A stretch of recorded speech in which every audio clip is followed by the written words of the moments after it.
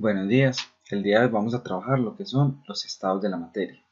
Recordemos que la materia es lo que constituye la masa de los cuerpos, es decir, es todo aquello lo que nos forma a nosotros.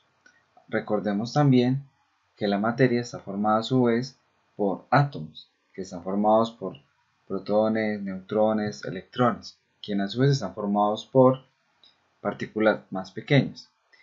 Ahora lo que nos va a interesar es trabajar los estados y los cambios que la materia puede sufrir dependiendo de las condiciones a las que se someta. Por ejemplo, acá podemos ver un vaso de agua pasando por dos estados. Recordemos que cuando el agua está congelada, es decir, en hielo, es estado sólido, y cuando se derrite, lo que llamamos el estado líquido. También, si la sometemos a mucho calor, es decir, la ponemos al fogón, que se caliente y aumente su temperatura, esta empieza a bullirse y se evapora, que son los tres cambios de estado que vamos a trabajar en este momento. Hay otro que es el plasma, sin embargo, vamos a centrarnos en estos tres. Importante distinguir que el estado sólido de la materia es un estado donde las partículas están muy adheridas, como se muestra en el primer recuadro. Ahí las partículas casi no se mueven, tienen un movimiento, sí, pero no están estáticas del todo. Este movimiento que se ve ahí también tiene relación con la temperatura. Es por eso que mientras más sólido sea, más pegadas están las partículas y la temperatura va a ser menor. No se logra nunca a que las partículas estén quietas del todo, pues eso sería el cero absoluto, y en física está definido que el cero absoluto no se alcanza. Es decir, por más que se enfríe un cuerpo, no se ha logrado llegar a que el cuerpo tenga las partículas totalmente quietas. El estado líquido ya es un estado donde las partículas se empiezan a mover un poquito más. En este estado ya el cuerpo no tiene una forma en sí. En el sólido podemos ver que si usted hizo el hielo en una cubeta, salen cuadrados. Si los hizo en algo redondo, sale redondo. Y esa es la forma que tiene ese sólido. Sin embargo, si usted tiene agua líquida, esa agua líquida no tiene una forma como tal. Adapta la forma del recipiente en el que usted la contenga. Si está en el vaso, tiene la forma del vaso, pero si está por ahí regada, no tendría una forma particular. Lo mismo pasa con los gases. El agua, cuando se evapora, empieza a salir ese humo. Ese humo es lo que llamamos el agua en estado gaseoso. Sigue siendo agua, sin embargo, cambia su estado. Ya es un gas y las partículas de ahí se mueven mucho más rápido, debido a que la temperatura es más alta. Y al moverse mucho más rápido, ya es más difícil de atrapar. Ya su volumen no es tan fácil de definir. Miren que ya ahí pues tiene el volumen de ese rectángulo porque está ahí encerrado. Sin embargo, pues miren que a veces está arriba, a veces está abajo. Entonces no es tan fácil de decir cuál es el volumen que tiene este cuerpo, la forma.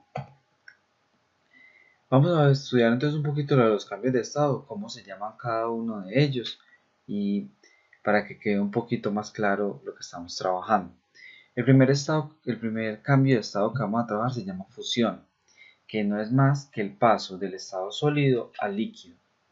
Esto se da mediante el suministro de calor. Hay que tener esa distinción muy clara, y es que uno no suministra temperatura, sino que al suministrar calor aumenta la temperatura, y al aumentar esa temperatura entonces el agua pasa de ser hielo a ser líquido. También se da el proceso contrario, que es la solidificación, que es cuando un líquido pasa a ser sólido, y eso se da por medio del enfriamiento. ¿Y qué es el enfriamiento?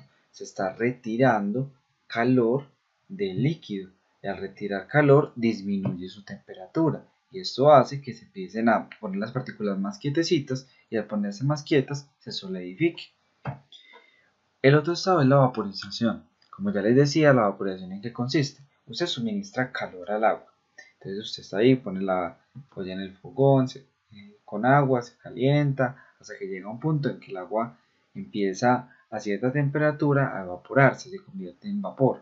En esta instancia las partículas ya se mueven mucho más rápido, debido a que al aumentar el calor que se le dio, al aumentar su calor, la temperatura aumenta y ya empiezan las partículas a moverse mucho más rápido y salen ya de la olla por lo general.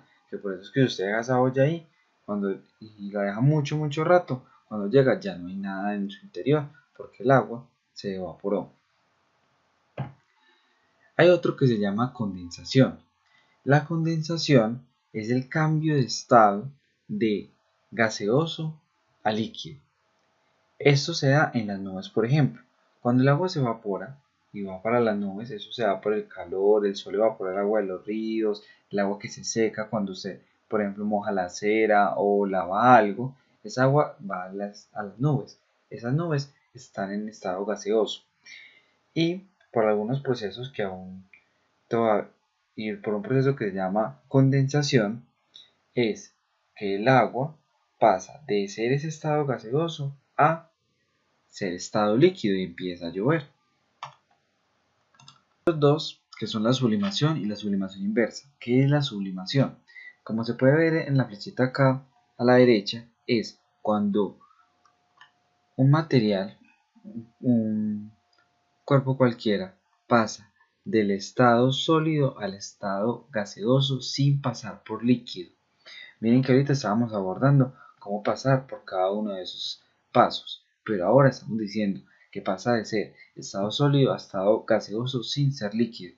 Eso se da por un suministro de calor muy alto.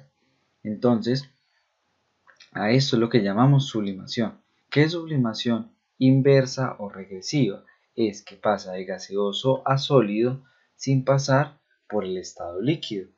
Entonces es importante que distingamos esos dos con las flechas: sublimación de sólido a gaseoso, sublimación inversa de gaseoso a sólido sin pasar por el líquido. Eso es lo que tienen en común los dos. Ninguno de los dos pasa por el estado líquido.